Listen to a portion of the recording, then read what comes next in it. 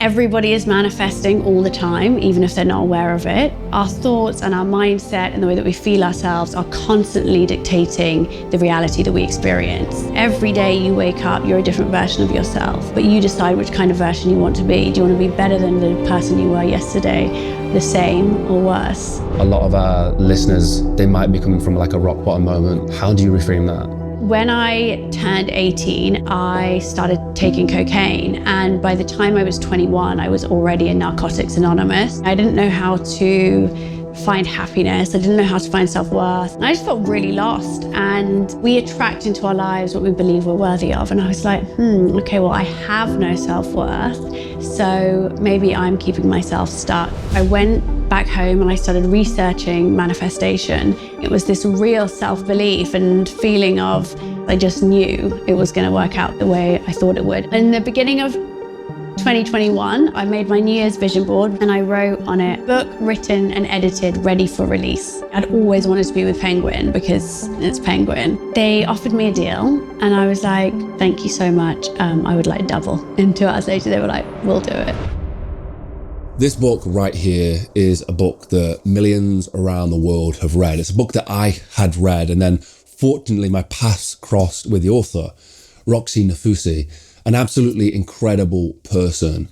When I sat down with her, I realized that this was the opportunity to explain manifestation in the best way possible, to break it down and provide practical application for you guys. And at what time of year? The best time of year to do it. Right as we head into 2025. So that's exactly what we've done. If you want to set up this year coming up to be the best year you've ever had, this is how you do it. You listen to this video and you take action. I also do really recommend her book and her new book. They'll all be linked down below. But this is one of those kind of videos that I want you to actually apply to your life. Manifestation changed my life. It changed my brother's lives. It changed everybody who is part of this organization. We all started to try and create these ideas that we had in our head into reality. It's the building that I'm stood in right now. So this was a really, really exciting conversation for me. If you guys want to help support us in doing this mission and finding these incredible stories, head over to patreon.com/Mulligan Brothers or click the link down below. That helps support our mission, and it also means that we can stay independent as traditional media tries to take over the independent creator. Let's dive into my favorite episode of the year and the final episode of the year with Roxie Nafousi. Just for the audience who doesn't know, just introduce yourself, who you are and what you do. I am Roxie Nafousi. I'm an author, self-development coach, manifesting expert, and inspirational speaker. So we have a large US audience as well. So I always ask to sort of describe, if they're not from the US, what that looked like growing up in the UK, childhood, just like a little bit of explanation and insight to that. I am Iraqi. Both my parents are Iraqi, and I grew up in Oxford, which is a very white area in the UK.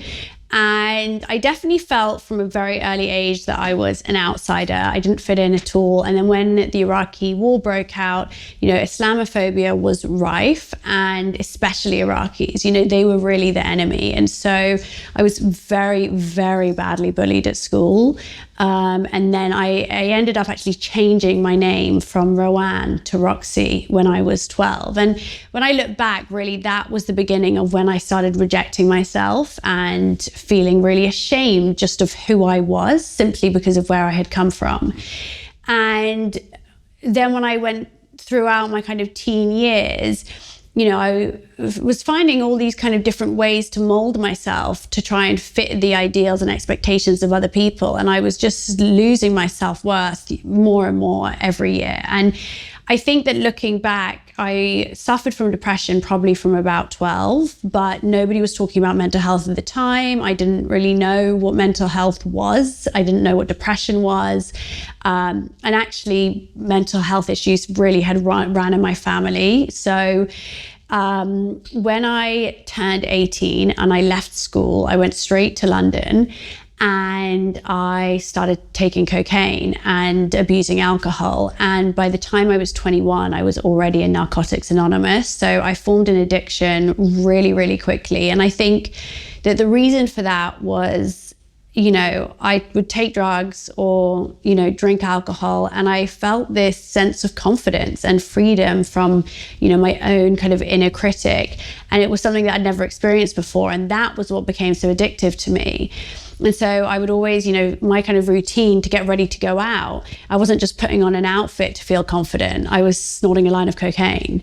And, of course, with that came the come downs, the shame, the regret. It was this horrible cycle of self-abuse, really. And even though I went to Narcotics Anonymous when I was 21, I didn't actually give up until I was 27.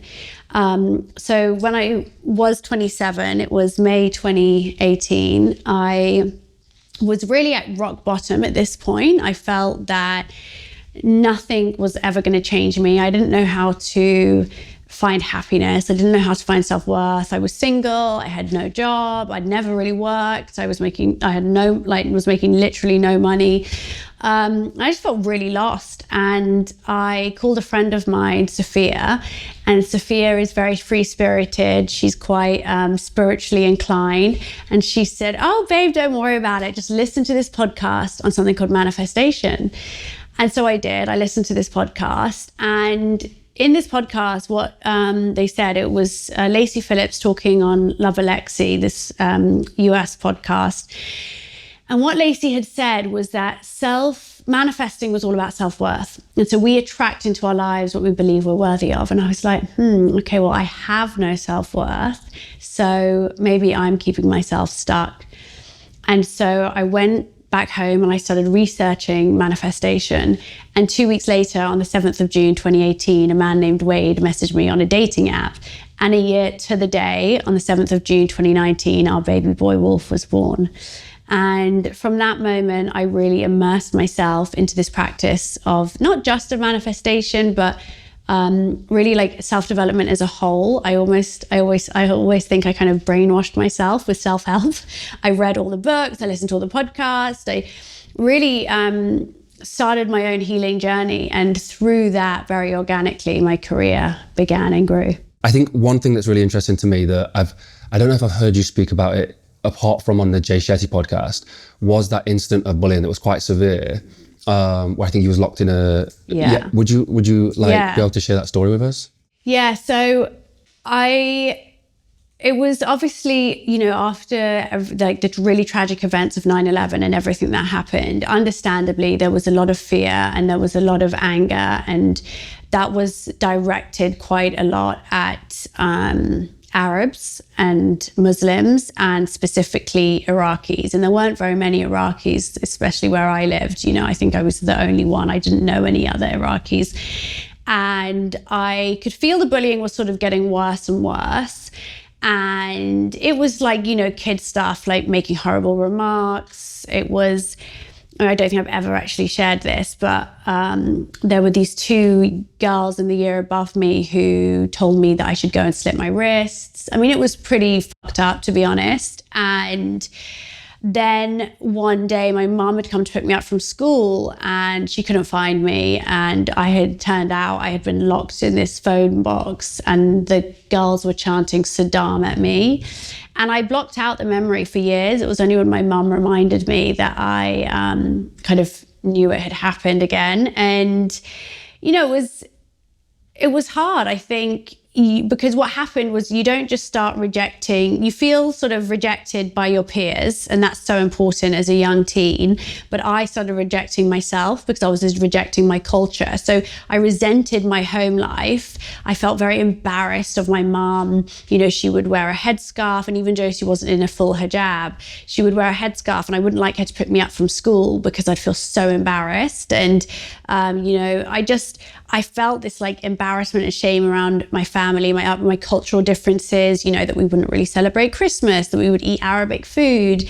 And those things as a kid really matter, when you're trying to make sense of the world and where you fit into it. What was really interesting listening to the book was manifestation has been a big part of what we do.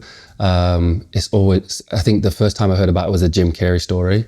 And, it's been a massive part of what we do. I never realized that self-love and those kind of things were so important to it. Yeah.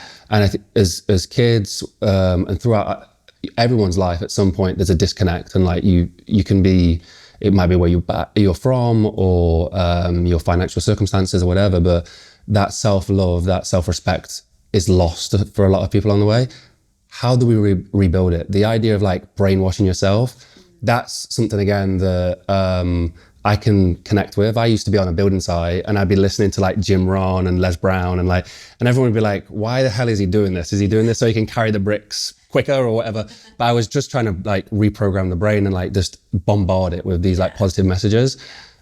What are the steps somebody can take to sort of build that back if they've never felt it before? Gosh, I mean, there are so many things I think that you can do at the beginning, but I think that, you know, the first step of any kind of change really does come down to self-awareness and really being open to understanding yourself and your thought patterns. And I think that we can't begin to change anything without that. So by that, I kind of mean really getting to know yourself. What are the repetitive thoughts in your mind? What are the horrible things you say to yourself, and when are you saying them? You know, when you're going to work, is it after a meeting? Is it when you're going to a party and you're in social occasions? Is it when you're on dates in romantic relationships? Like, when is your inner critic the loudest, and what kind of things is it saying? Because, you know, our thoughts are habitual. Like there's a study which says that we have over 60,000 thoughts a day, and it said that 85% are said to be repetitive. And of those repetitive thoughts, 95% are said to be negative. And so what that means is that, you know, we are creatures of habit, not just in what we do, but in the way that we think. So we're not even conscious of the way that we're talking to ourselves, or the negative thoughts, or the ways that our inner critic is holding us back. And that's, you know, imagine that if we've got this, you know, our subconscious mind accounts for like 95% of our brain's activity. So if our mind is constantly ruminating these thoughts of, I'm not enough, I can't do it, good things don't happen to me, you know, imagine how that's affecting the way that we feel about ourselves, the way that we, you know, show up in any situation that we're in. So it's really important to start becoming aware of what is actually going on in our minds, and understanding what patterns are present in our life. So a big part of my work was, you know, my personal journey was really about understanding, okay, why do I always react when I fear that somebody might leave, even if it's a really like small thing? So for example, if someone was, you know, leaving at the end of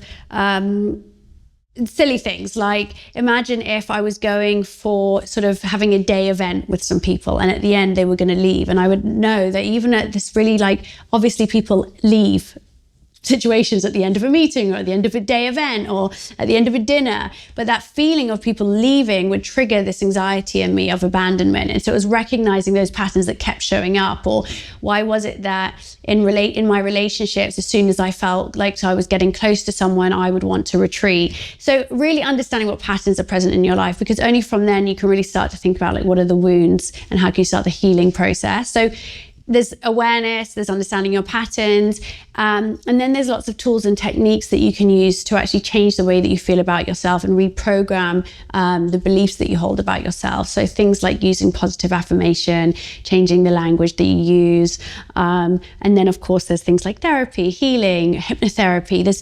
There's so many different ways that we can begin to heal, but I think it just starts with a choice. One of the interesting things to me that I have had this conversation with so many people on these interviews is the idea of awareness. Like how it is, for me, the thing that I found identical for everybody that I've interviewed is there was a rock bottom moment that broke the awareness.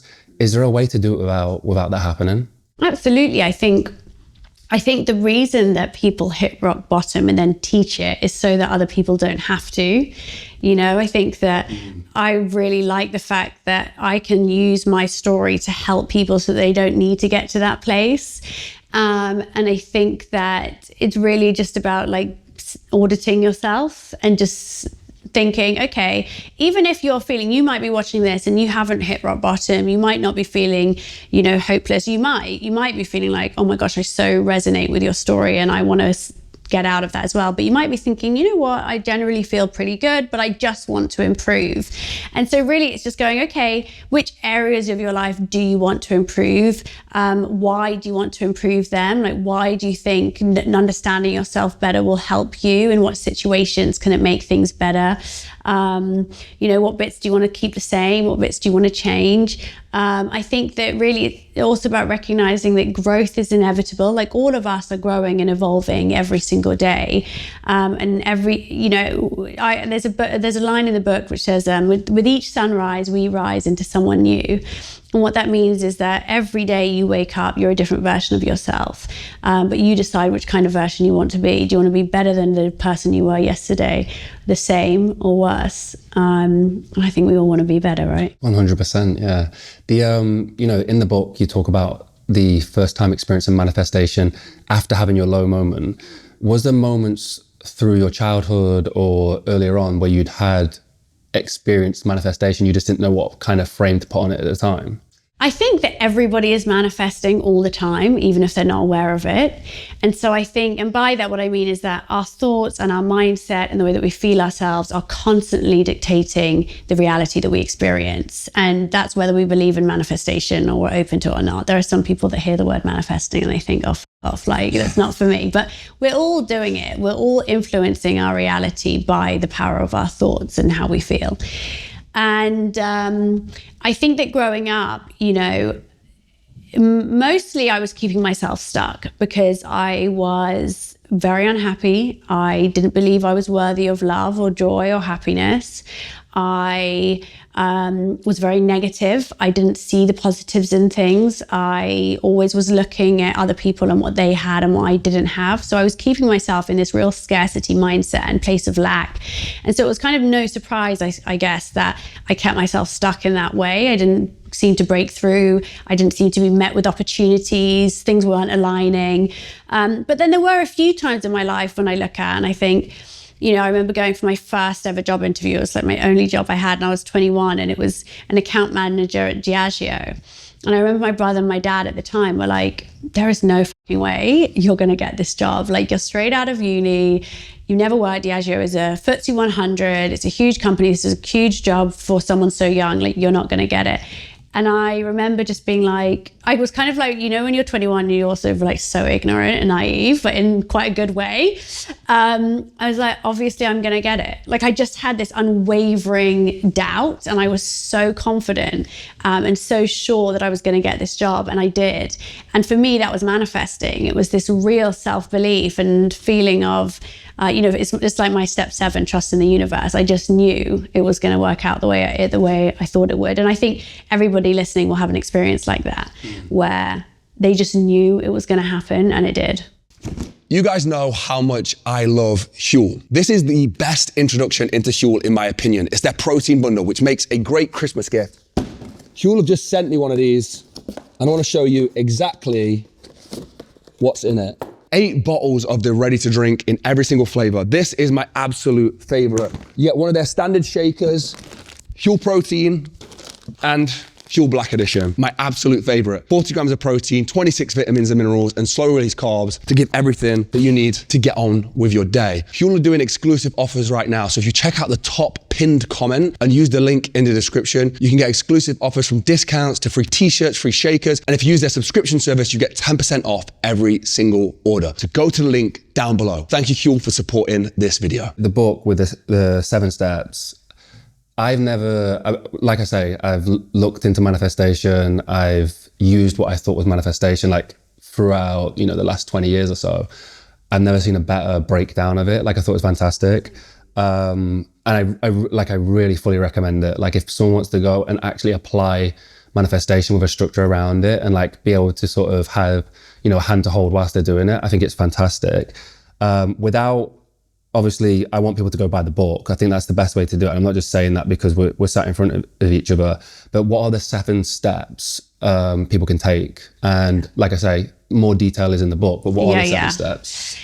Okay, so step one is be clear in your vision. And essentially, you can't get to where you want to be unless you know where it is you're headed. So this is all about getting clarity over what it is you want to manifest into your life, what you want to achieve, but most importantly, who you want to become. And I think that's the greatest gift of manifestation, is that it helps you step into the character of the person that you want to be. It allows you to unlock your most empowered self. And in that feeling of empowerment, you're able to create the life that you really deserve. So that's step one.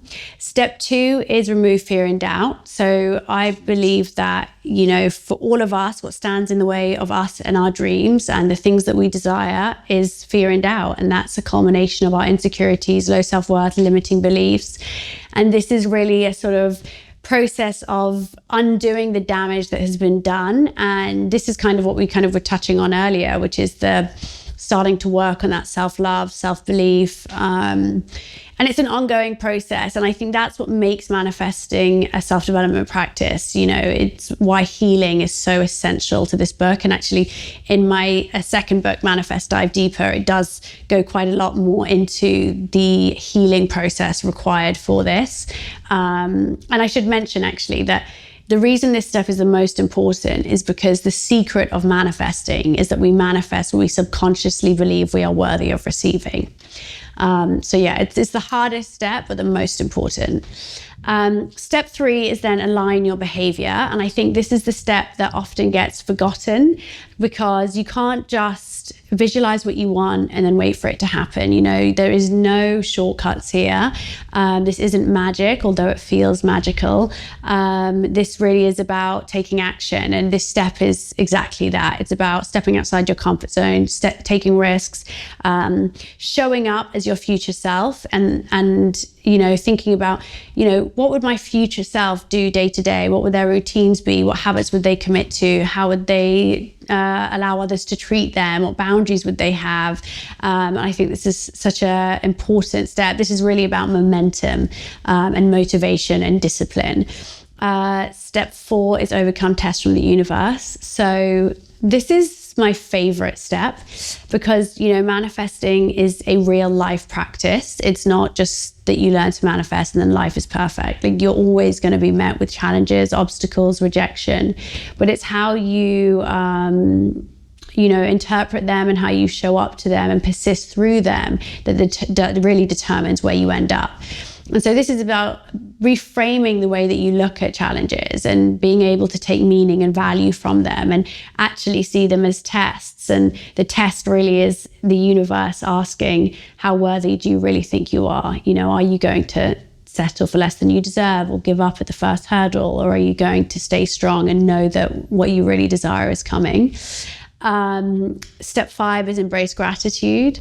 Gratitude is, you know, another thing that I think gets overlooked when it comes to manifesting, because I think people think manifesting is just about more, but actually it's about making the life that you already have feel as good as possible. And, you know, there's so much research on gratitude and the power of it. You know, there was that great, experiment by Dr. Joe Dispenza, which showed where he got participants to practice gratitude 3 times a day for 4 days in a row. And what he found was that their immune system strengthened by 50%. And I really loved when I first saw that and heard about that experiment, because I realized that the power of our mind is not just changing how we feel, but it's changing our actual physiology. You know, there's a real impact on it. And, you know, gratitude is amazing for sleep, depression, anxiety. It's incredible. I always say, look, if you guys didn't listen to anything I said, but you just started practicing gratitude, you would see a shift in your life. And from a manifestation point of view, gratitude puts you in such an abundant mindset. And so you will attract more abundance back to you. Step 6 is turn envy into inspiration. Envy is a very low vibrational emotion that comes from a scarcity mindset, a place of lack. And the antithesis of this is inspiration. It says that you have something and I can have it too. You know, there's enough for us all, and is really reflective of that abundant mindset that we need to manifest. And then step 7 is trust in the universe. And this is about surrender. It's about not obsessing over our goals. You know, a big mistake people make with manifesting is they become obsessed, and that obsession very easily turns to desperation. And desperation comes from that fear and doubt that we mentioned in step 2. And so the trick is to know what you want, work hard, you know, believe you're worthy of it, work hard to make it happen, but also just surrender and trust the process that will lead you there. If you're sort of constantly trying to control every moment and every twist and turn, and you step into that kind of desperate energy, I really think you block yourself from receiving. Yeah, I think what was really nice about the book as well is every single step, I think we can all associate at some point in our lives. Like it really like specifically put me into headspaces where I felt a certain envy towards somebody in a competing business or a friend or whatever it was. It was fantastic for that, and it really dials you in. The one thing that you mentioned is like attraction and bringing things in. Where's for me with like the law of attraction and manifestation? Is there a confusion around that? Like, is there a separation? Yeah. So I would say that the law of attraction is a part of the manifestation process. So the law of attraction says that like attracts like. And so what it kind of says is, you know, everything in the universe is made up of energy. And what differentiates, you know, let's say us from the chair beneath us is the density and frequency of the vibration of the atom. So you have things that have a high vibrational frequency and things that have a low vibrational frequency. And emotions have different vibrational frequencies as well. So you have high vibrational emotions such as peace, love, contentment, joy. And then you have low vibrational emotions such as shame, anger, resentment. And the law of attraction states that if you are sitting in a frequency of, low vibration, let's say, so if you are waking up and you're angry and you're frustrated and you're full of shame or regret or guilt, then what you will do is you will then attract things into your life that match that frequency. And on the other hand, if you're actually in a place of, you know, gratitude and love and joy, then you're in a high vibrational frequency, and you will attract things that match that frequency, that high vibrational frequency. And I think that anecdotally, we absolutely see this in everyday life. So, you know, the days where you wake up and you are in a terrible mood, and those just seem to be the days where you forget your phone, someone sends you an email that pisses you off, you get stuck in the worst traffic, you know, whatever it is. Whereas the days where you are full of joy, you're full of gratitude, I mean, I come back to gratitude again, but when you're in that feeling of deep appreciation for everything that you already have, those are the times where, you know, an amazing opportunity seems to come through, where you're driving to work and all the traffic lights are green, you know. So I think that we know that our vibration matters, but I think it is really important for people to understand the power that they hold. And I saw this clip actually on Instagram yesterday. It was a neuroscientist saying that if we, you know, think about something for 17 seconds, we change our frequency. And so if we just were to hold on to a thought and a feeling of gratitude for 17 seconds, and we could just repeat that, then imagine that we are shifting our frequency so quickly and easily and changing what we bring into our lives. It's so interesting because rumination is the destroyer of that. And the idea of 17 seconds doesn't seem long, but then when you're in that negative mindset and that negative headspace, you can break it in 2 seconds, 3 seconds. So is this why you wake up with gratitude? Like, is this why you put that as part of your morning routine? Yeah, so I learned really early on that our subconscious was most susceptible to positive messaging at three times of the day. So as we're waking up in those kind of like waking states, when our brain waves are in a theta brainwave, as we're falling asleep, and when we're in a meditative state. And so this is when we can actually really prime our subconscious and fill it with these kind of like nourishing and empowering thoughts. So the way that I do it is that when I wake up, as soon as I wake up, especially if, like, for example, this morning I woke up and I'd had really horrible nightmares, and I was like, oh my God, shit, I don't want this to set the tone for the rest of my day. So as soon as I woke up, I opened my eyes, I started repeating, today is going to be an incredible day. I'm so excited for what's coming. I'm grateful for all that I already have. And so you're really setting the intention for the day, the tone for the day. And remember that Our subconscious's job is, one of its jobs is to make our thoughts true. And so it will try to find evidence to support whatever it is it believes and thinks about. And that is a cognitive bias. So if you are waking up and you are saying to yourself, today is going to be a great day, I'm ready for any challenges that come my way, I'm so, I am so confident and I step into this day with an empowered energy, whatever it is you're saying it to yourself. As you go out throughout your day, your subconscious will try to find evidence to support that. Whereas if you are waking up and you are saying, I'm so tired, I can't be bothered for today, I can't bother to go to work, today's gonna be so shit, this person's probably gonna piss me off again, whatever it is, your brain is gonna go around finding evidence to support that. And so I think it's really important that we start the day with the right intention and with the right mindset. And again, similar for the evening, we're about to go into a deep sleep where our subconscious is going to process everything that's happened in the day. So it's really nice time and opportunity to kind of flood ourselves with positive thoughts. So the easiest way to do this, and this is what I started doing, this was the first technique I ever used, is I would fall asleep to affirmation meditations. I mean, it's so easy. All you have to do is fall asleep. So I would just press play on an affirmation meditation, which is just a meditation with positive affirmations being repeated over the top of it. And that's it. Fall asleep to it. It's such a nice, easy tool to use. That's what I was going to ask. So I want to get into the hard work of this as well, because there is a completely flip opposite side of what we're going to speak about. But is there a few like mind hacks that are just like cheat codes? Like it's dead easy, we can leak it into our subconscious and it's not much effort. Yeah, I mean, I think that's one of them is, falling asleep to meditations, affirmation meditations. I think even, you use that, when you're commuting on the way to work, on the tube, those times where you're doing things mindlessly or when you're not having to use much brain power, can you just put some positive messaging into your mind? Could you be listening to a really great podcast like this one?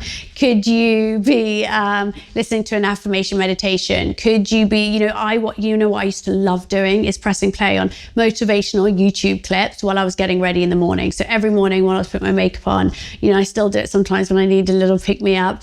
Just like easy things like that, where you just have to listen and you don't even have to be like totally present in it. You can just be going about your day or doing things that you usually do, waiting for the kettle to boil, something like that. Have a positive affirmation as your screensaver so that every time you open your phone 1,000,000 times a day, you can see something positive and empowering. So I think it's just finding these really little moments where you can just inject some positivity into your life. Having an evening gratitude practice is so powerful and so easy. Really only requires a couple of minutes. So I have this one that I share in the book called a positivity journal, which is where you just write down everything good that happened in the day from the moment you woke up. And so you write down things, and the smaller the better. I woke up and the sun was shining, my coffee tasted good, I had a delicious breakfast, I made it to work on time, I made my bed, whatever it is. And what you realize is each day is filled with these really beautiful moments that otherwise just go completely unnoticed. And it really does work to reprogram your mind, to focus your attention on all the good in your life. So as you're going about your day, you will notice that suddenly you pay attention to things that otherwise you might have ignored. So it's a really powerful, easy practice.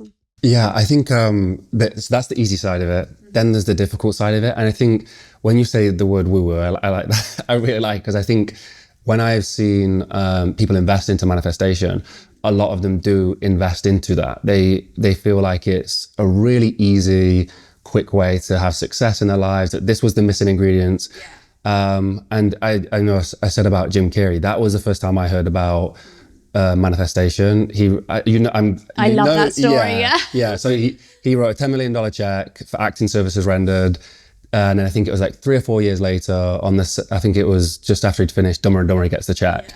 I did the exact same thing. I wrote a check, $10 million out my mum's checkbook, and she laughed at me because she was like, you're not cashing that. And I stuck it on my fridge for at the time for playing basketball. It didn't come to fruition, but I did put work behind it. And I think that's the thing with the Jim Carrey story, is people don't see the missing ingredient of that he worked his arse off, like absolutely committed to everything. And I think that's one of these misconceptions around this. And then for the people who are on the other side of it, who are like quite pragmatic and are like manifestations bullshit, is like in reality, like there's a middle ground here where they kind of need to fall between. Totally.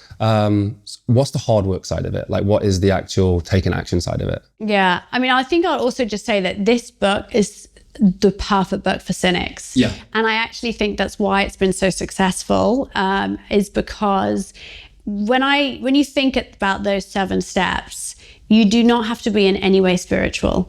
It is so obvious that if you start to figure out your goals and believe in yourself and take action and do the work, that you will achieve what you want to achieve and you will progress. And at the very least, you will make some kind of positive change in your life, you know, whether it's small, but it won't be. It will be great and wonderful and transformative. So yeah, but I mean, the hard work, you know, I think the hard work is committing to wanting to better yourself.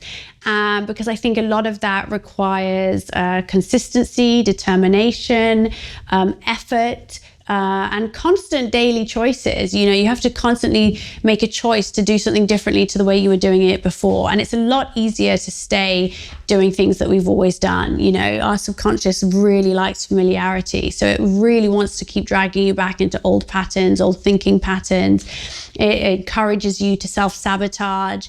And you really have to be conscious of all the ways that it's actually, you know, unknowingly and trying to, you know, hold you back and hold back your progress. And you have to be willing to kind of overcome that discomfort and find a new way of living and behaving and thinking. And then it's really about taking risks and being brave enough to step outside your comfort zone and be disciplined and know that it's not always going to feel good all the time. You know, you don't always want to get up early. You don't always want to go and put yourself in positions and situations that make you feel uncomfortable, but you're going to do it for the greater good. And I think that, you know, if I think back to my journey, you know, I posted this little video on Instagram yesterday, or this photo carousel where I kind of said, like, you know, my first workshop was in November 2019. It was like I hired an old church and it was like £200 and I had absolutely no fucking idea what I was doing. I was so nervous. My legs were like jelly. I had my entire script printed and I kept looking at it every 5 seconds to read it. And I had, you know, my boyfriend behind a curtain in like a cubbyhole pressing play on the iPhone. I'd nod to him and, you know, so it was kind of like, it was, and I look back and it was cringy and it was, you know, bless it. Like, I think it's so cute. I feel like compassionate, but, you know, it wasn't great. It was mediocre at best. But I did it even though I knew I was at the beginning and I was willing to just take the risk. And it was only, you know, 3 years later that I was selling out 2,000 tickets at Alexandra Palace, you know. So, and that didn't happen by just me, you know, visualizing what I wanted and waiting for it. It took a lot of hard work and effort and, you know, constantly putting myself in situations where I felt really nervous and not ready, but doing it anyway.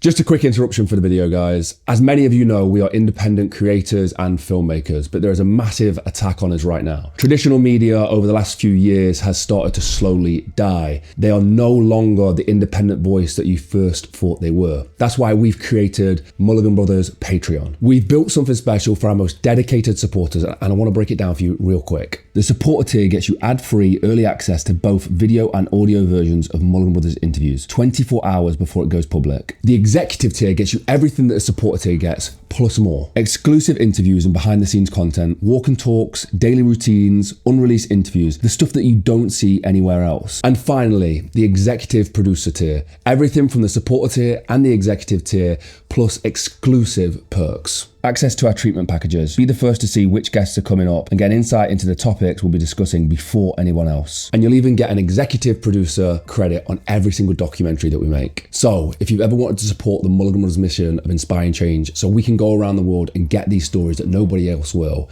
this is exactly how you do it. Go to patreon.com/Mulligan Brothers or click the link in the description or scan the QR code on screen. Join the community and help us inspire change. Let's dive back into the video. That thing of being so scared and like overcoming that fear. Obviously there's a lot in the book that talks about that, but that is what stops so many people. does it originate from like the self-love, the self-belief, limiting self-beliefs that we've put on ourselves? And again, like how are we to overcome that? I know awareness is that thing, but I think for so many people, the fear of failure is the paralyzation of success, like totally. massively. Well, I think so much of it comes from this fear about like what other people will think of us. And I think actually that's a really good place to be honest with yourself. So sometimes we need to ask ourselves like, okay, if nobody was going to find out if I failed, if nobody knew what I was doing, if this was a completely private thing, would I give it a go? If the answer is yes, then that should be a really telling thing for you. And it should really say to you, okay, I need to do this. I love that exercise. That's incredible. I've actually just thought of it just now.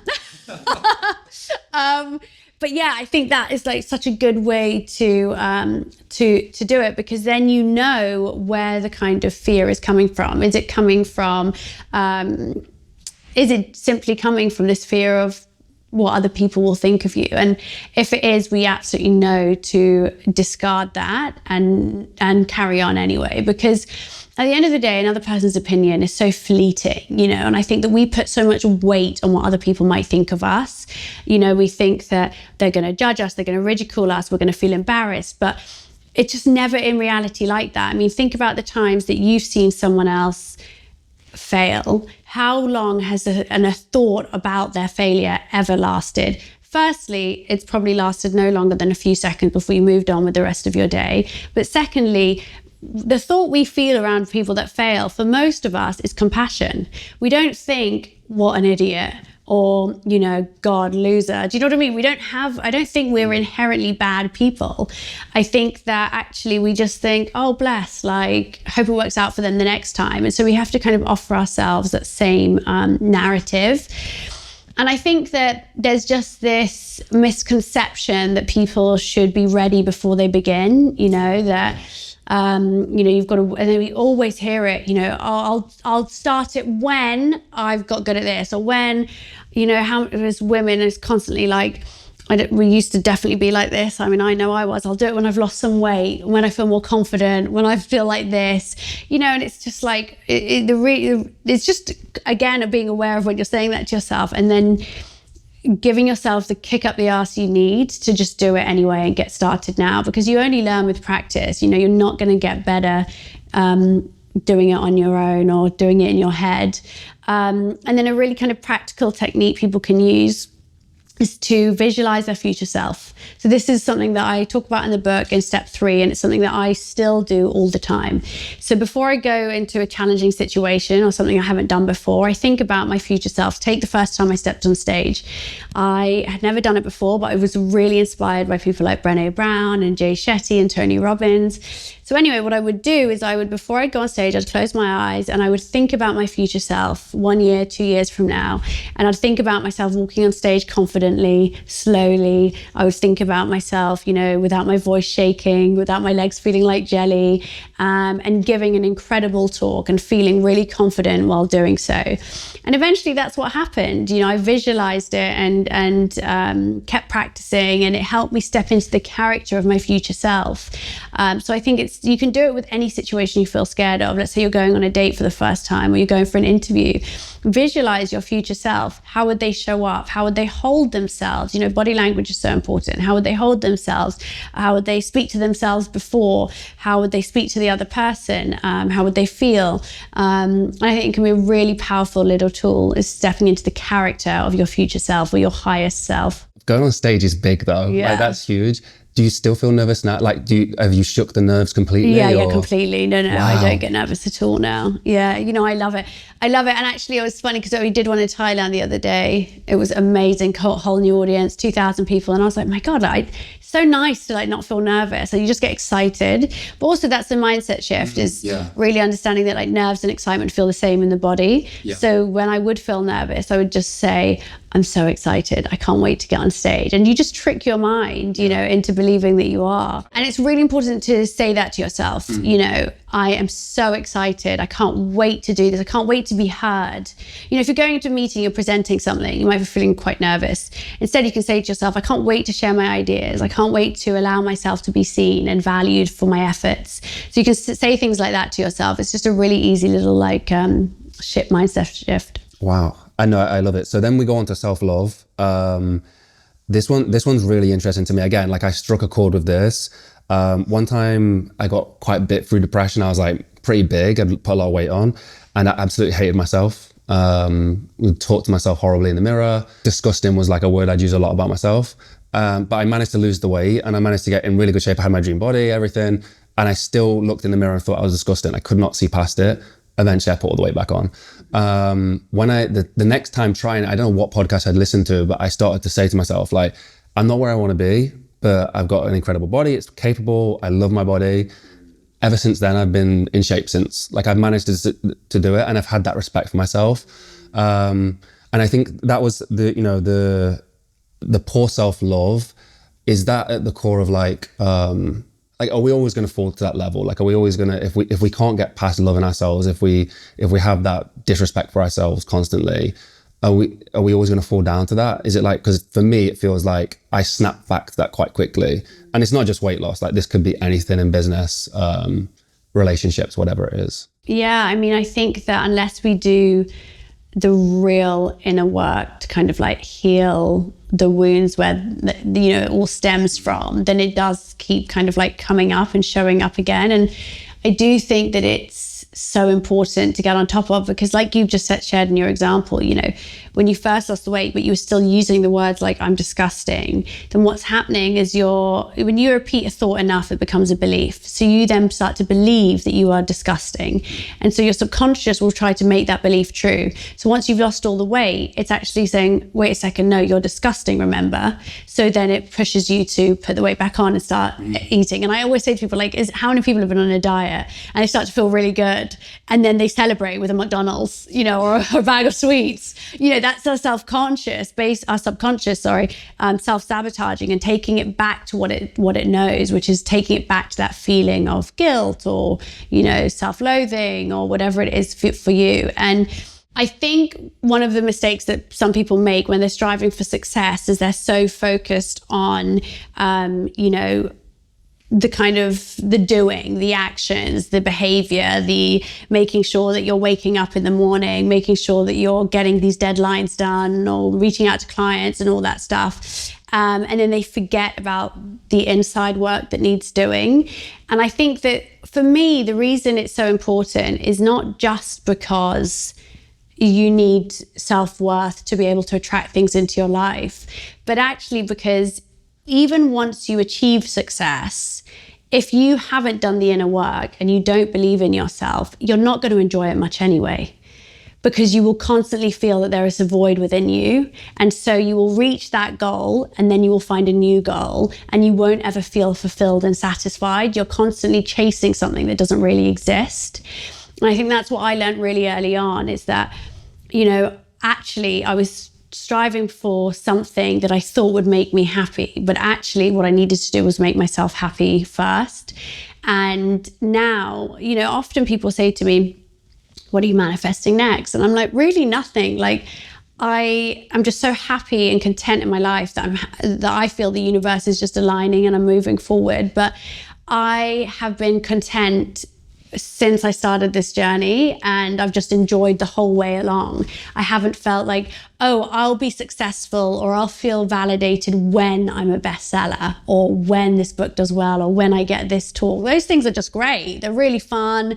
They're really, I can feel really proud of myself, but they don't define me. They don't make me love myself more, because that's the work that's come from the inside. I see that as well. That chase for more, the wanting to be successful out of fear rather than like gratitude. Or people often say to me, oh, can I manifest a Lamborghini, right? And I'm like, but why? Yeah. Why do you want that? Because the people that want to manifest a yacht or a Lamborghini or $50 billion or whatever the fuck it is, that is really coming from a desire for status, and that comes from low self-worth. And that is something I don't think you can manifest. You know, when we're manifesting, this isn't about just, you know, things for the sake of things or things to make us feel worthy. We're trying to manifest the best life that we can to feel truly fulfilled and happy, and full, and have a life full of like love and joy. A Lamborghini is not going to bring you that. And I think that, if you've built your self-worth and you've built an amazing career for yourself that comes from purpose, and you know, you've got all that abundance, and then you want to treat yourself to a Lamborghini, go for it. But I don't think that should be the main aim first. 100%. The first business I ever launched was like a community gym, and my manifestation at the time was a Bentley. That was honestly, Yeah. I mean, I was 20 years old at the time, but that was my goal, was I wanted a Bentley. The business failed, you know, it really failed. It was terrible. I mean, it's still going now, but like you sold it and it was just not a success at all. When I found purpose, and like I felt that I found purpose and a why, and it's something bigger than just physical, you know, things like objects and whatnot. That financial success came, but it was like more like a byproduct than actually what I was trying to achieve. You speak about like having a why and a purpose as well. Like, how important is that? I think it's integral. I think that we need a reason to like be doing all this stuff and doing things that are uncomfortable and stepping outside our comfort zone. We need something that's really going to drive us. And that drive comes from a knowing of like why we're doing this. And so it can be that, like, most people want more financial, like want to have more money, right? I think that's fine. That's, of course, but why? Okay, I want more money because I want to have financial freedom so that I don't have to be stressed over paying my bills. I want financial freedom so that I can take my family on a really gorgeous holiday and enjoy time together this summer. I want financial freedom because I want to support other people in my community and give back to them as well. I want financial freedom because I want to build a house which feels like it's got space and a minimalistic aesthetic which brings me peace of mind when I walk in the door. You know, I think that even that is just like coming back to like, what is the actual why? You want to be healthier and fitter. Why?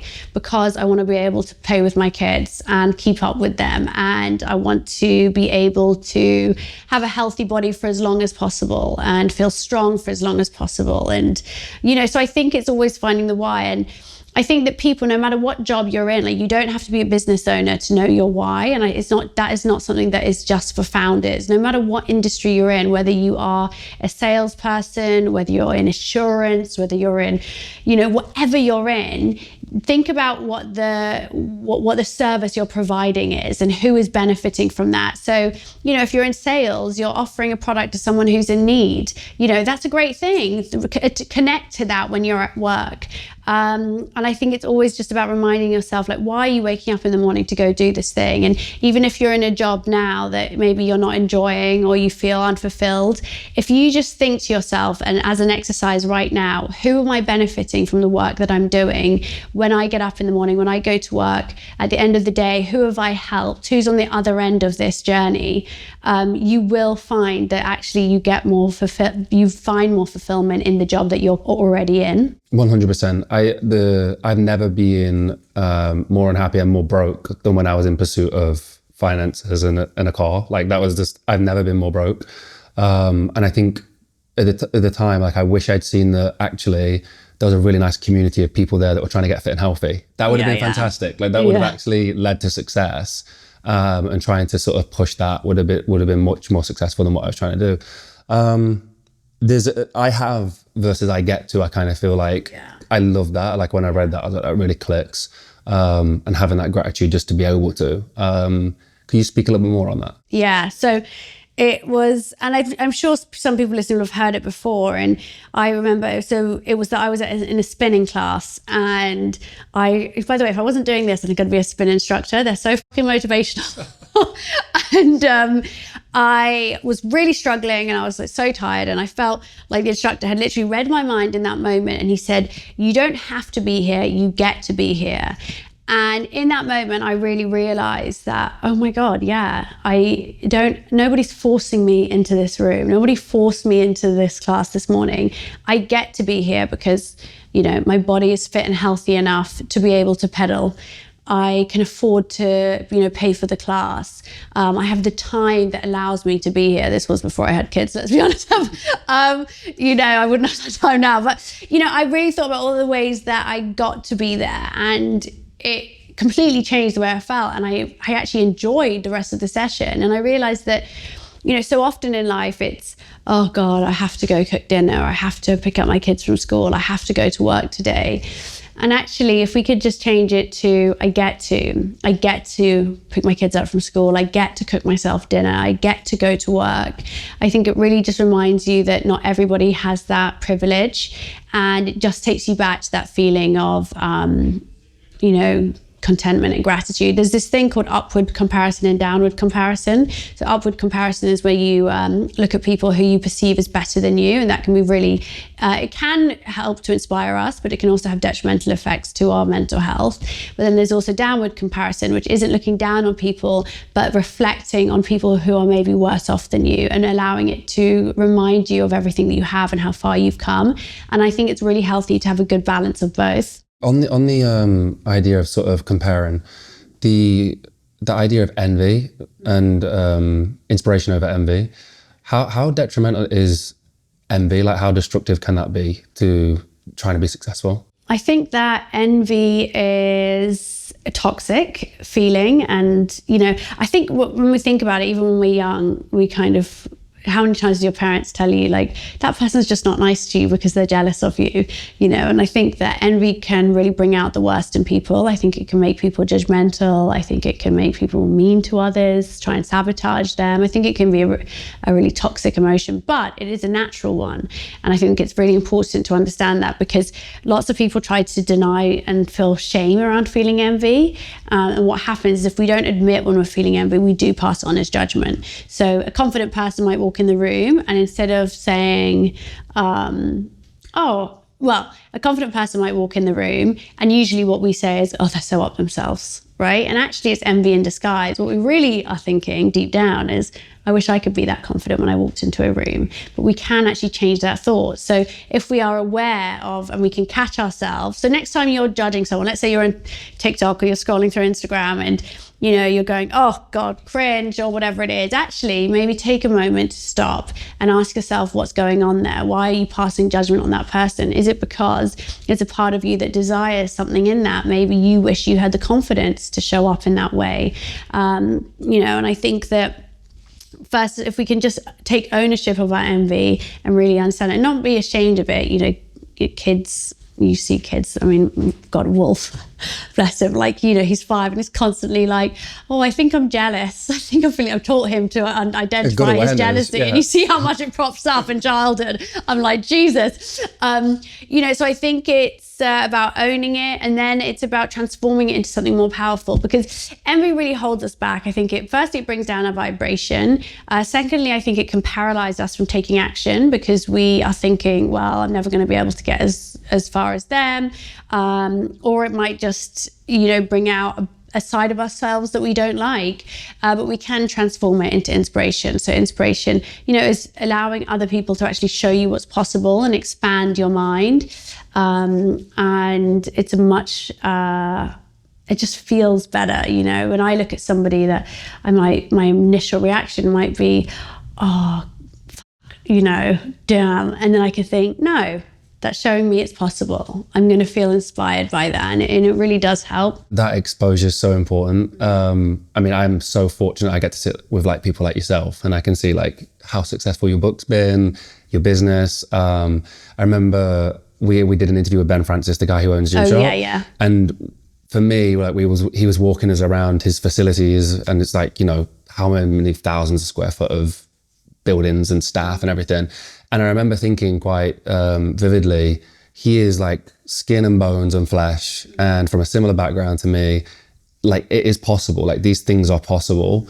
I think that exposure is so important, especially when you have low self-esteem or you're from a background that maybe you didn't get that kind of exposure. I think going out there and seeking that, and you speak about that quite a lot, is trying to find that inspiration. Yeah, like actively go out and find people that show you what's possible.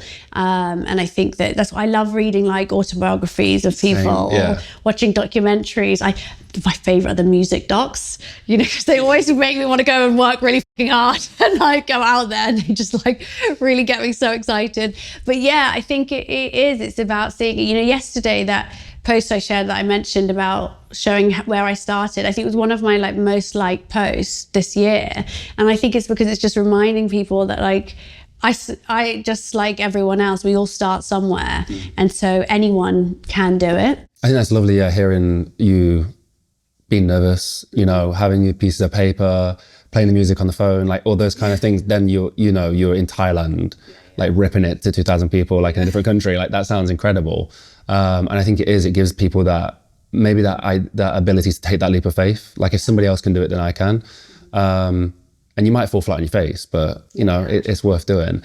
There's a lot of reframing with the things that we're speaking about. And I think one of the things that a lot of our listeners, they might be coming from like a rock bottom moment, like a loss of a family member or a breakup, or, when life hits you on the blind side.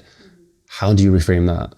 Well, firstly, I think that it's really important to give ourselves permission to feel sad and upset and hurt and angry. And I think that this isn't all about just, instantly going to reframe something. I think that we need to also allow our emotions out, and giving ourselves time to process whatever it is that's happened. But there's a fine line for everyone between self-compassion and then needing to give yourself a kick up the butt, and only you know the line.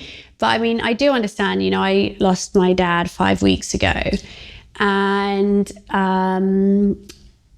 what happened was I was in the middle of writing my next book, and I had my sister in the next room, and my dad's had cancer for a couple of years.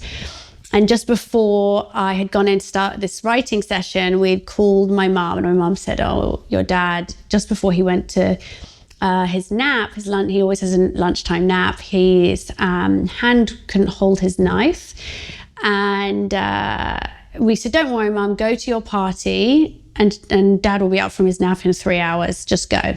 So we sent her on her way, and the time had come when my dad would have woken up from his nap.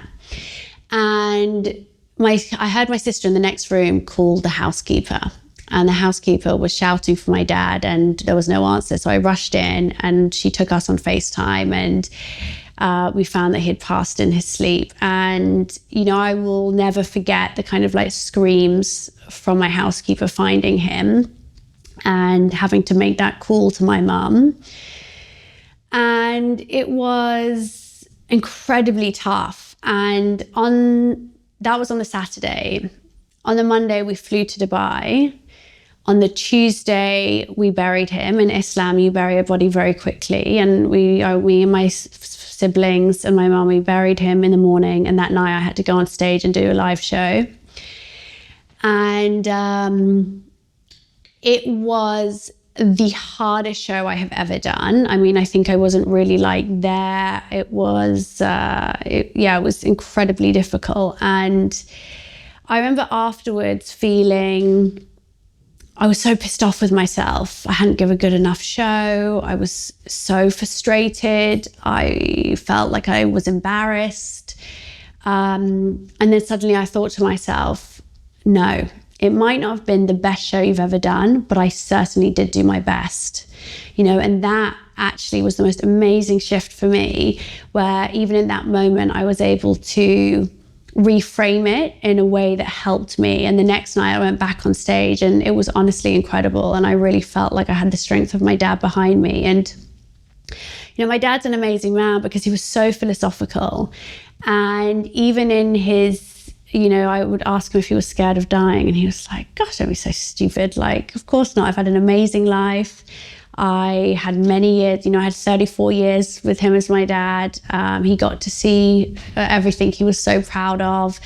And actually, rather than feeling sad about him being gone, I'm so grateful that I had him, and so grateful for every memory. And I know that my experience with grief is not going to be, I don't want to diminish how hard it can be, because I absolutely know it can. But I really feel that all the work I've done and all that inner work is what enabled me to handle this moment in my life in a way that I actually didn't know was possible. So I feel like, I've still been able to go on and do my work, and actually, so I do feel like even in tough situations, there is still an opportunity to see it differently. That's such a wonderful story. Thank you for sharing. Have you ever fallen, victim to boxing those emotions up and like burying stuff like that before? I think that, look, our brains are always trying to protect us. And so when we go through really difficult times and traumatic events especially, our brains want to protect us. So it will encourage us, I think, to compartmentalize and to put things to the back, because we need to go on and we need to do the things we need to do day to day. But I do think that, there's a great book, you've probably read it or know of it, The Body Keeps the Score, and there is no experience that doesn't have like an impact on our bodies and how we feel. And so at one point or another, it does need to be processed or acknowledged, or it will come out in ways that we might not expect. That's what being triggered is, right? So we might feel that we're upset about something, but actually we're not upset about that. We're upset about something that's happened 5 years ago or 4 years ago, or, in our childhood, and it's coming up again because it hasn't been dealt with. And that really is the crux of what inner work is. It's about getting to the roots of those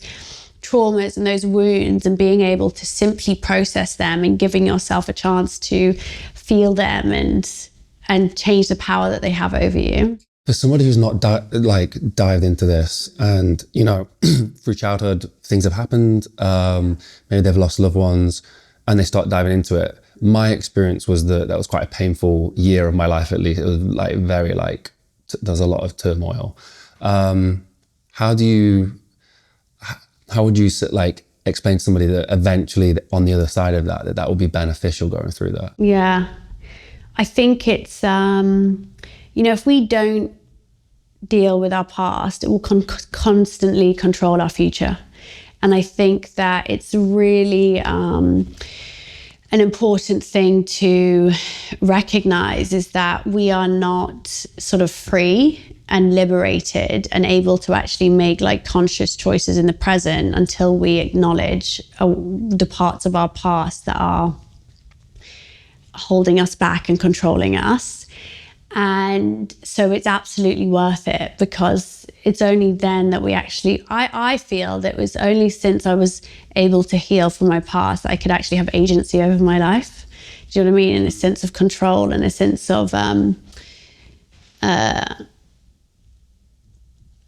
it's really, how often, I'm sure the same people that box up their emotions are, not all of them, but likely some of them will be like I was, who are constantly seem to just be very reactive all the time. They're easily triggered, they're in a queue and it pisses them off, or, the traffic gives them road rage, or someone emails them and they fly off the handle. And that was certainly what I was like for a really long time. And it actually took me understanding that all those things are not just who I was. They were a symptom of something deeper. They were a symptom of, unprocessed trauma, of depression, of anxiety. That irritability wasn't something that I just had to live with. And going on that journey, which was, it is hard to bring up the past, but I do think it is necessary, because every time you heal a part of yourself, you also uncover another part.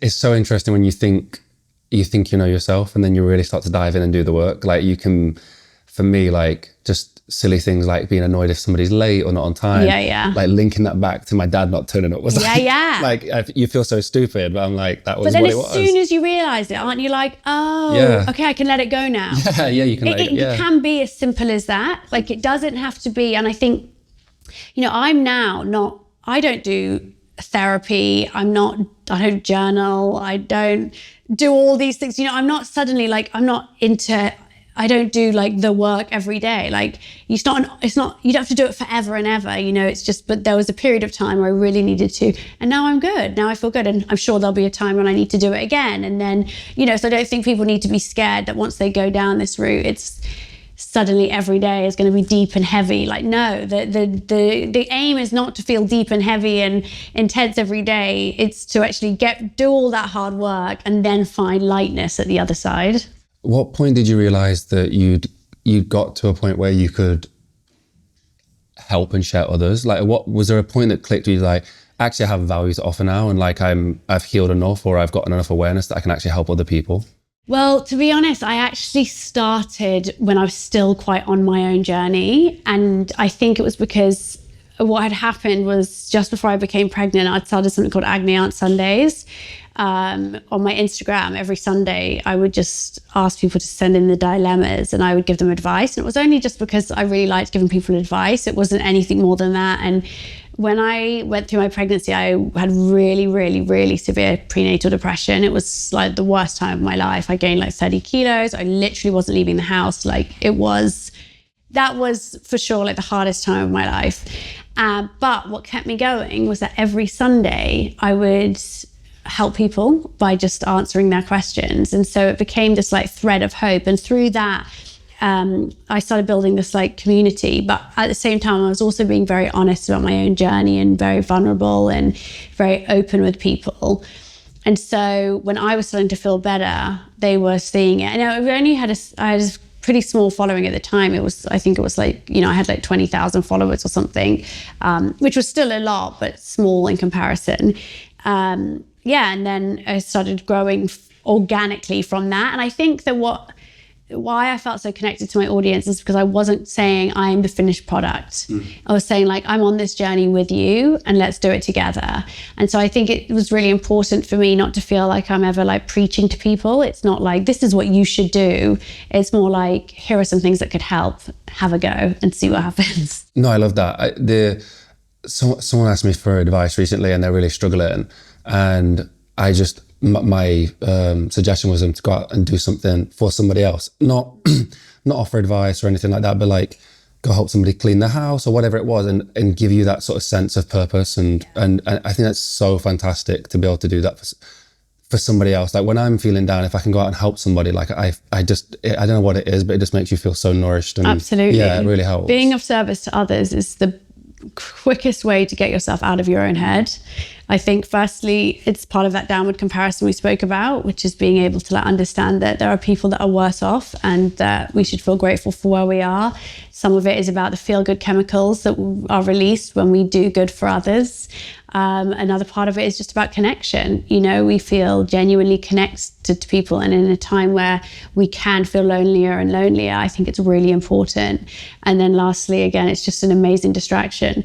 I have one friend who, whenever she calls me, she will just basically talk at me about her dilemmas for an hour, and at the very last second she'll be like, oh, sorry, by the way, how are you? And I'm like, yeah, I'm good, thanks, bye. And I love it. I absolutely love it, because for that hour, it's like watching a TV show. She talks me through it, what's going on. I can give her advice. I know that she feels good for venting and letting it out. And I don't have to think about what's going on in my life or, work or being a mom or any of that for that hour. And it feels good. The idea of manifestation, the word woo-woo, like for me, I don't believe in that. Like I don't believe in I know that there's science behind it. I feel that it works. There's reasons for it.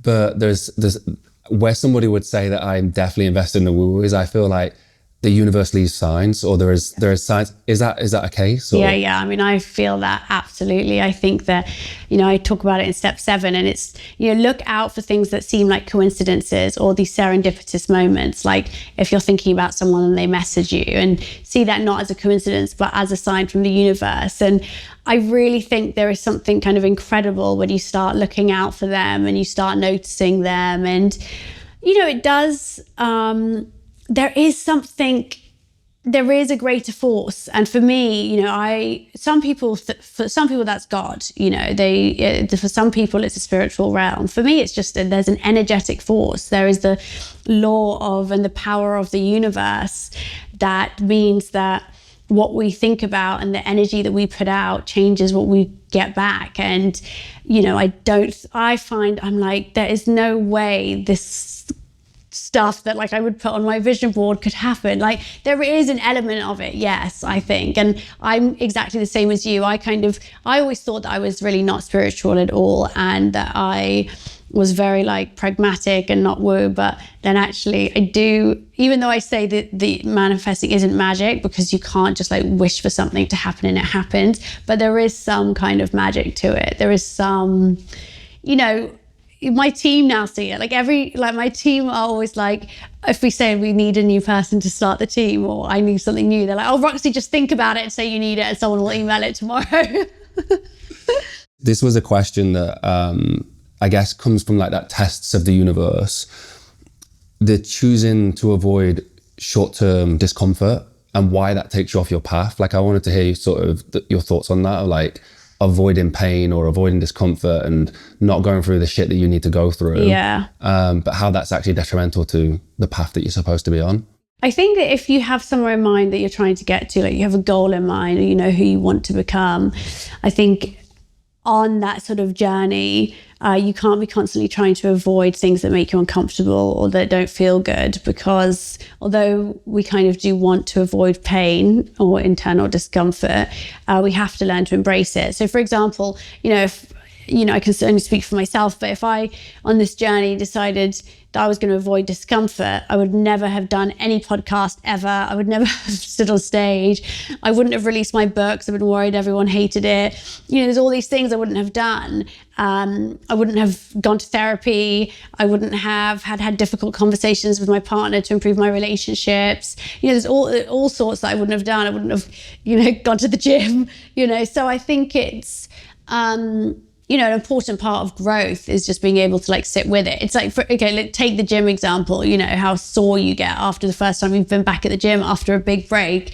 If that soreness put you off going back again, you would never improve. You'd never get any better or stronger. You know, you just give up and stay where you are. So you have to be able to sit through it to be able to get to the next step. Yeah. What's the other side of this? Like, so you've gone through your own journey and now you're helping other people. Like, that's like a double-edged sword. Like, has that been difficult to have to deal with? I guess some people might see you as like a guru, or they might put you on a pedestal. And then if they feel let down by that, if they feel like maybe the teachings aren't working for themselves, like, have you had to deal with that kind of stuff? And does it bother you? No, I haven't really, because I think I'm not, I've never painted myself as the finished product. And I think that I've always been really honest with people. Like, you know, if I go through rejection or if I'm having a hard time, or, you know, definitely, I mean, this year I've really turned a corner. Like I probably feel the best I've ever felt. But, you know, only a year ago I was, you know, 2023, when I released the second book, I basically had a breakdown for like 2 months. It was pretty bad. And, you know, it was still part of the journey and I was honest about that. So I think there's that. But I think, you know, I feel incredibly privileged to be able to help people, and I hope that I can inspire them. And I feel, it's very, I'm in a really lucky position where like I get so many lovely messages, and so I can see the effects of my work. And, you know, when I was saying about purpose, like everyone's got a purpose, I think I'm just really lucky that I get to see it so closely, whereas other people maybe like can't see that end journey. Even though, like, how often have you had a product that's like changed your life, but you can't share it with the person that made it, or was in the factory making it, or that was, you know, selling it to you, or that was doing the marketing for the brand? Like, you can't thank every person. So I just feel really lucky that I'm in a job where I get such direct feedback, and it's definitely a privilege, and I hope that I can, you know, keep doing it. What was the first moment like? Because I've just said we've brought a copy in of your book today from somebody who was in our office, who the book has helped them so much. What was the first moment like? The book gets released, it gets published, and then you see somebody in a coffee shop with a book. Like, was there a moment where you was like, whoa, this is not like, this is so much more than I expected? Yeah, so what actually happened was I wrote the book in 8 weeks, and just like at my kitchen table. And I remember I wouldn't let myself read anything else because I didn't want to compare myself and feel like I wasn't good enough or have imposter syndrome. But when the book was going to come out, I couldn't read it back because I thought it was too cringe and I just really didn't like it. But I was like, no, I'm just going to like just hope for the best. And it was being released on, I think it was the 3rd of January, 2022. And on the 28th of December, I got a DM from someone, she's called Rachel Lim, and she was in Singapore, and she said, oh my God, I've just found your book in this bookshop. I bought the entire shelf. I absolutely love it. Once I read the first page, I couldn't put it down. And I was like, firstly, it's not even been released yet. Secondly, didn't know it was going to be in Singapore. And thirdly, like, what the f-? And I was so like, oh, wow, okay, this book might be something. And actually what happened was 48 hours after the book was released in the UK, we sold out of every single copy across the country. Wow. Like, you could not get it. It was unbelievable. So I think, yeah, it was just, it like was it kind of instant in terms of the book. And then I remember like before being like, God, I'd have to sell this many copies to make a Sunday Times bestseller. And I sat in a cafe with my friend Josh, and we were like looking at the bestseller list and like, this is what I'd do, have to get to number 10. And if I could just get 1 week, that would be so incredible, how special. And it ended up being in the charts for 26 weeks. And yeah, it's nuts. Yeah, what was that payoff like? Like, what was that, you know, that feeling of, I guess, success, like arriving? Yeah, I mean, it's really special. And I think that, but to me, this book is like no longer mine. Like, as soon as I think as an author, like once you release a book into the like world or the universe, like it's no longer yours. Like, it's other people's for them to enjoy and take the meaning that they need from it. And I don't, you know, I get obviously like lots and lots of nice messages, but I posted something recently where like in the space of 2 minutes, I had one person being like, oh my God, your book's changed my life. And then I read one message which was like, what an absolute load of drivel, give me my money back. And I'm like, okay, yeah, like you can't please everyone. And I think it's a really good mentality when you're bringing out anything. Like, not everybody is going to love what you do. Not everybody is going to love, like I always say when I'm on stage, most of you have chosen to come here, so you probably will enjoy the show. Some of you will wish you stayed at home and just stuck to the book, and like that's okay. But I think it's really important not to take either too much too personally. You know, I can't take, it's not really mine anymore. Yeah, I think that's great advice for artists out there. When we release a film or something, like it hurts me sometimes. Like I can't remember who said it. I'm an artist, I'm sensitive about my shit. I can't remember who that was, that quote. Yeah. How did you not invest in that though? Was there a moment when you first started where you was like, oh no, I don't like this? Yeah, I remember the beginning, like reading negative, like if I had a negative Amazon review, or I remember looking on Audible and someone, like a few people really commented on the way that I said a particular word. I can't even remember what word it is to them now, but the way I said this word was apparently really annoying and weird to them. And I really took it to heart. Like, I was really upset by it. But I think now enough time has passed that, hey, I fucking love this book and I'm proud of it. And I know that it's helping people who want to be helped by it. And so if I was to give weight to the criticism, I feel I would be doing a disservice to the people who take the time to send me a nice message. Like, how unfair would it be if I gave more weight to someone sending me like a horrible message than to the people that have taken the time to send me their gratitude or share an amazing inspirational story with me about how it's changed their lives. And so for me, that's more important, is that, you know, I respect the people who are contacting me and not giving away my time and energy to people that don't like it, because no one's liked by everyone. Yeah, no, so true. I think that's a really nice way to sort of round this up as well, is the release of the book, how you manifested the publishing of the book. I think it's a really cool story. Okay. So in the beginning of 2021, I made my New Year's vision board, which I do every year. And I wrote on it, book written and edited, ready for release. So I was really specific about what stage the book would even be at. And a week later, an editor contacted me and said, would you be interested in writing a book? And I was like, oh my God, like that's mad. And I was like, yeah, I would. I really want to do this book on manifesting. And they offered me a deal, and I was like, okay. I was really like, obviously quite excited, but then it wasn't Penguin. And I'd always wanted to be with Penguin because it's Penguin. And so I called a friend of mine, and she's an agent. And I said, look, I've got this offer on the table. What do you think?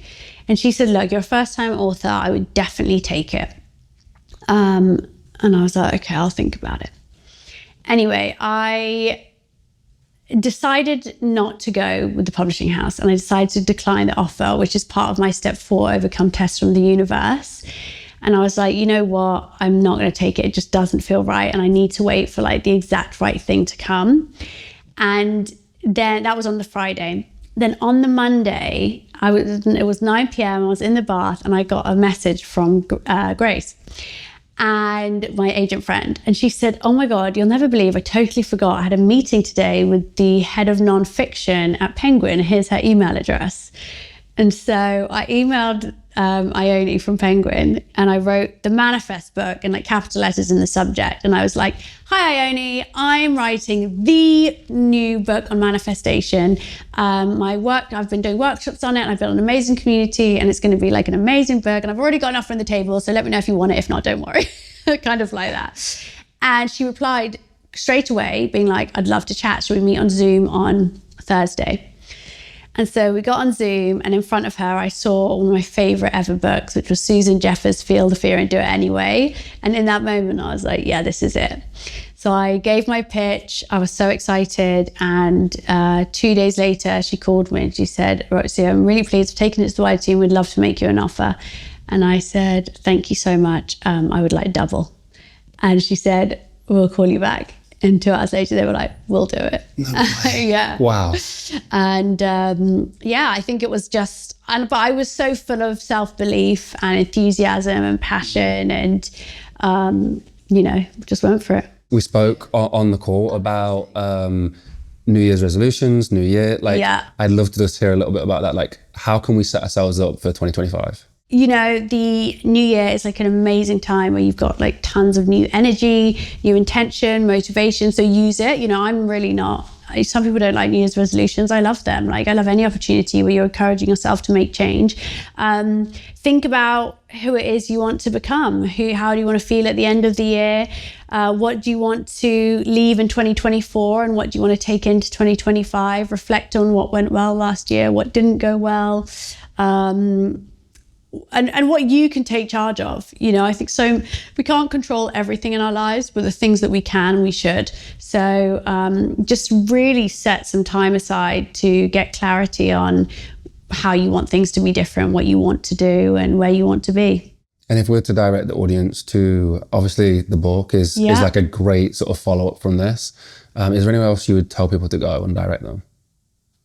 Oh, I think just immerse yourself in all of it. Find speakers that you like, find books that you like, audiobooks. A lot of people prefer listening, podcasts. Just throw yourself into it. Lovely. Thank you so much for today. Thank you so much.